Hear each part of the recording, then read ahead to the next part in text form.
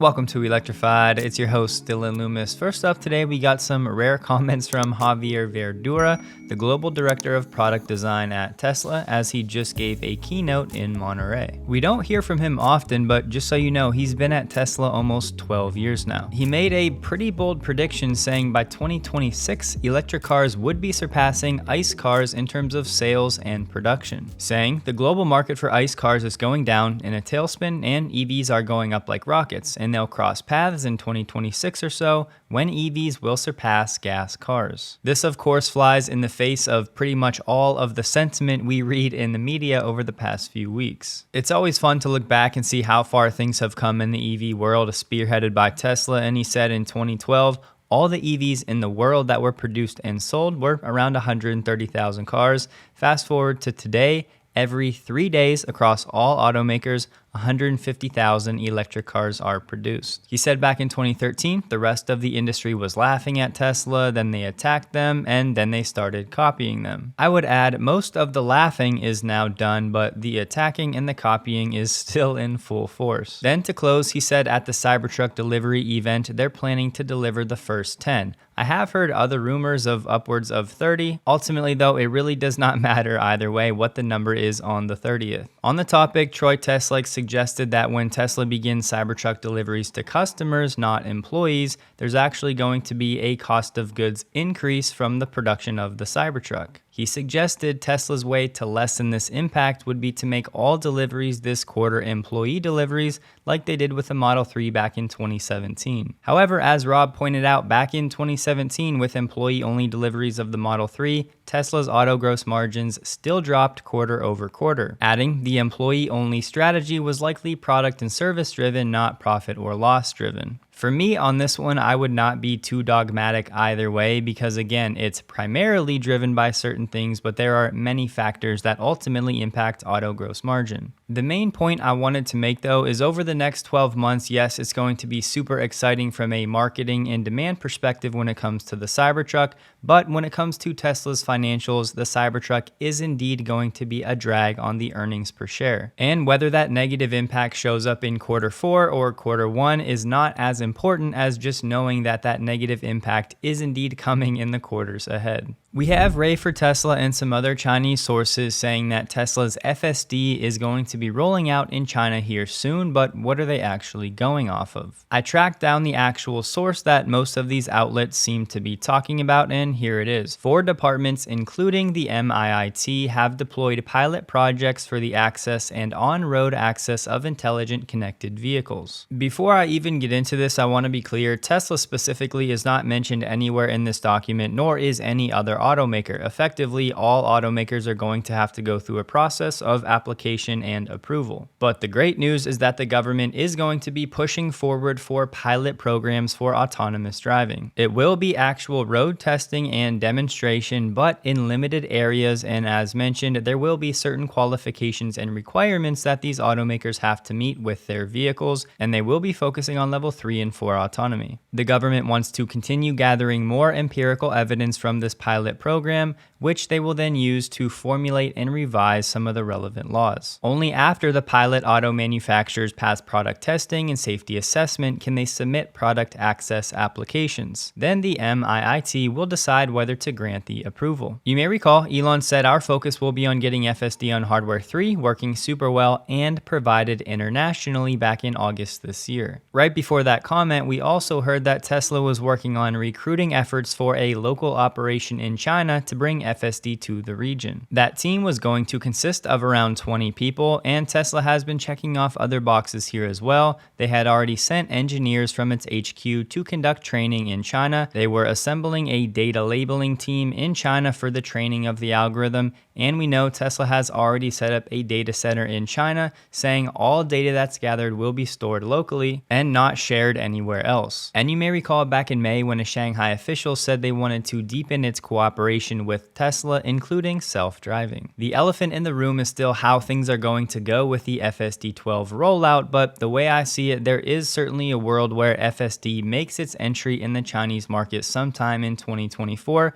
but that's certainly not a guarantee. Tesla isn't the only company innovating, executing, and growing. A company Ashley and I found early last year, Vessi, the sponsor of this video, is also launching new products that some of you all have really been enjoying. They have many styles of 100% waterproof shoes, but they've added a 100% waterproof overcast jacket to the lineup, and they now have you covered in the winter with the Alta high top and some waterproof gloves. The jacket has a stretchy shell and a soft fleece lining, and my personal favorite, zipper pockets.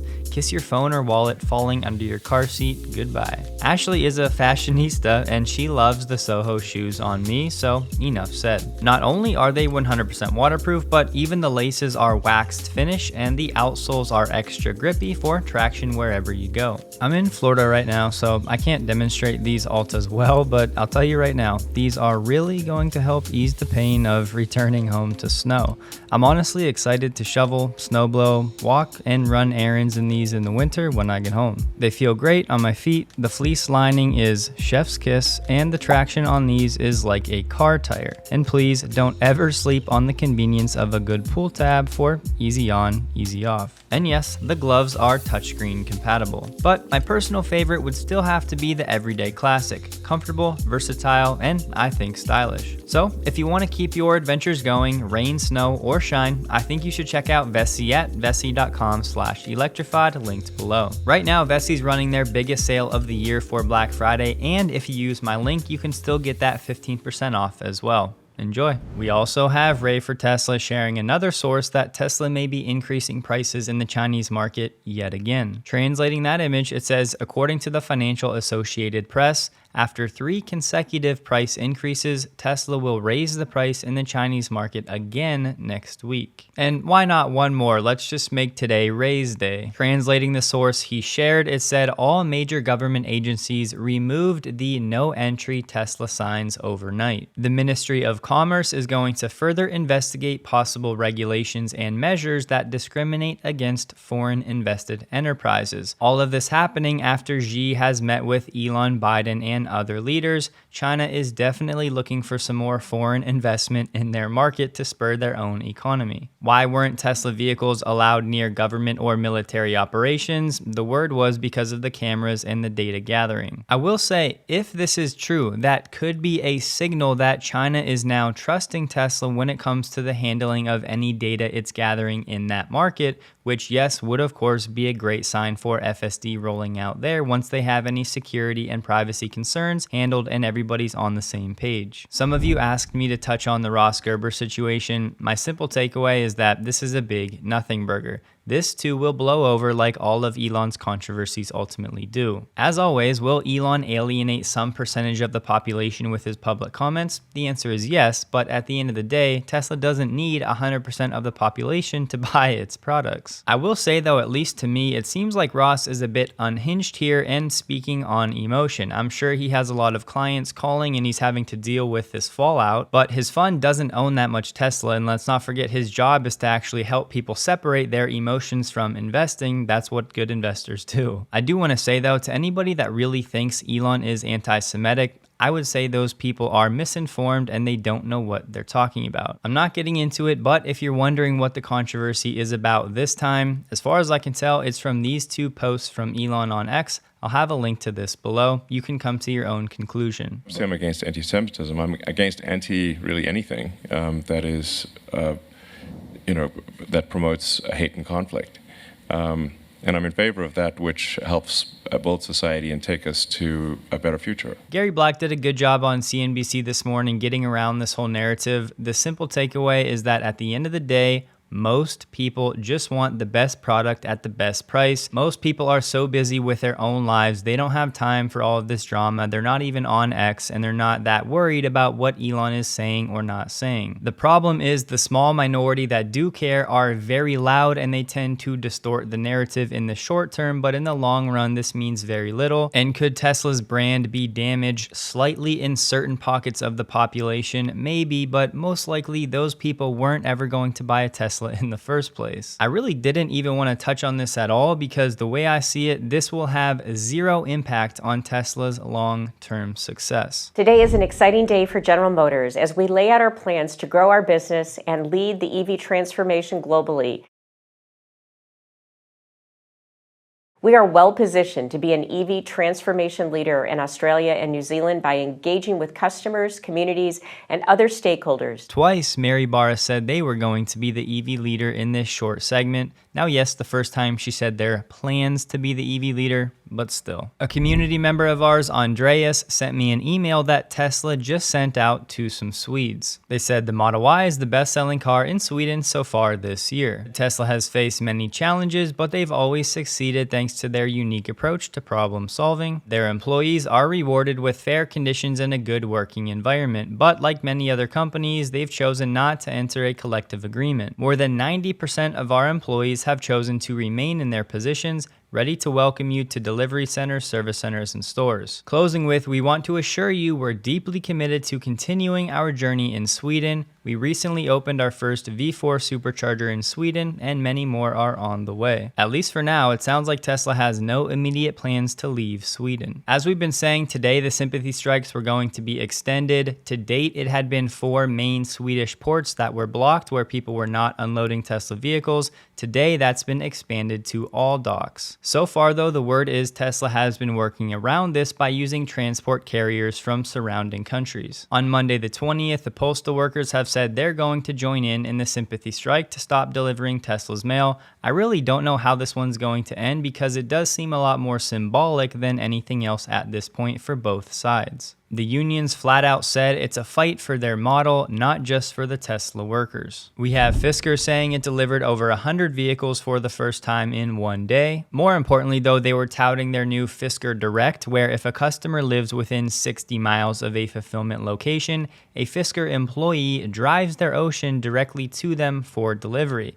My question becomes, how does that employee get back to the fulfillment center? Questions remain on that one, and I would add this strategy is not scalable. Some people were saying the Cadillac Optiq was revealed today. That's not really true though. If you go back a few months, this vehicle was actually debuted for the Chinese market first. We really don't have any specs on this vehicle for the US market other than it's going to be smaller than the Cadillac Lyriq and will most likely be on the Ultium platform. This vehicle is supposed to begin deliveries in the Chinese market by the end of this year. All they really said was that the Optiq should come to the US market sometime in 2024, and the word is it may start somewhere in the mid 40,000s. It's an interesting move by GM because they really haven't figured things out with the Cadillac Lyriq yet, but now they're focusing on another vehicle. Year to date, the Lyriq has only sold about 5.3 thousand units. And yes, this is US only data. I think this right here could be some really good news for the long term that will mostly go overlooked. Simply put, the Department of Energy is waking up to the importance of virtual power plants to our United States energy grid. A senior advisor to the DOE just said the versatility of battery storage to provide a broad range of services makes them particularly valuable to VPPs. The DOE has also been conducting a study on VPPs, and their report found that US peak demand forecast is set to rise by more than 200 gigawatts by 2030, and the deployment of between 80 and 160 gigawatts of VPPs by that time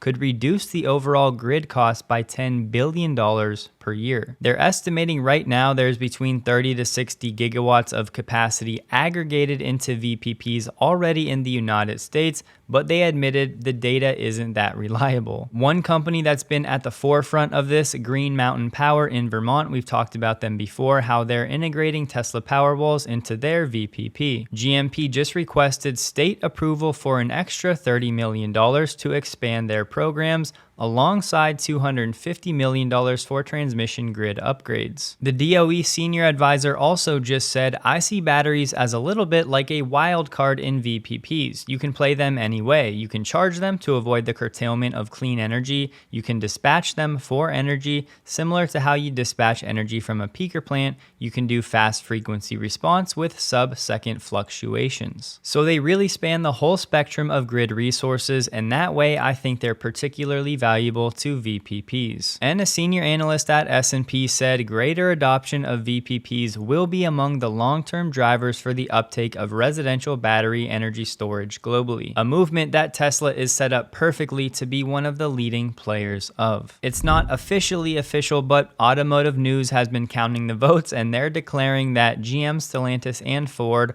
all three have ratified the new UAW contracts. That's because the agreements so far are passing by more votes than are actually remaining to be cast. It'll now be pretty interesting to watch the earnings results for these companies over the next 2 to 3 years. I saw some confusion around this one, so when it comes to the software update .38.8 and the Bluetooth feature for the rear screen in Tesla vehicles, as far as I can tell right now, this feature is only available for the new Model 3. This means you can actually pair headphones, and I'm hearing up to 2 strictly to the screen in the back. For some unknown reason to me, this feature is not yet available on the Model S or X. As Sawyer pointed out, SpaceX just announced their next-gen Starlink terminal. I have not been able to find any performance specs just yet, just wanted to put it out there if any of you are interested in going to read more. For a limited time, if you buy an R1T, Rivian is now offering a free wall charger around $800 of value and a $2,000 installation credit with one of their partners. Don't forget to check out Vessi, linked below. I really am a big fan of their products. Hope you guys have a wonderful and a safe weekend. Please like the video if you did. You can find me on X, linked below, and a huge thank you to all of my Patreon supporters.